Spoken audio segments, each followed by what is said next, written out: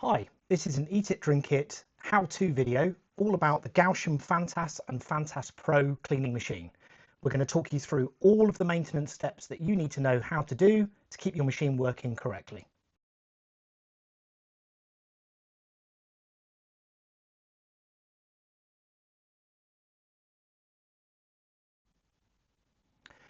So in this video, we're going to look at how to clean out the debris trap on a Phantas or a Phantas Pro machine. Again, it's the same on both models of machine.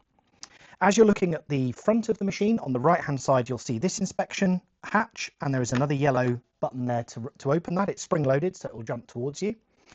And inside, I'll rotate the machine for you, you can actually see the debris tray with a yellow release button on there. Push down on the yellow release button and slide the bucket towards you.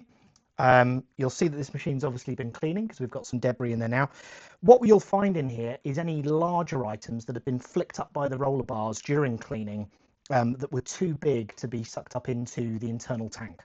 So it's important that this is cleaned out quite regularly, as what you'll find is if this does fill up, you'll start finding larger pieces of debris on the floor. Your clean won't be complete.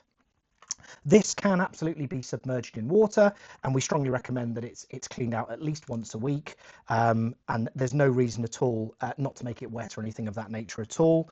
Once it is clean, place it back into the same location, push it in until you hear the click, and then simply close the side door.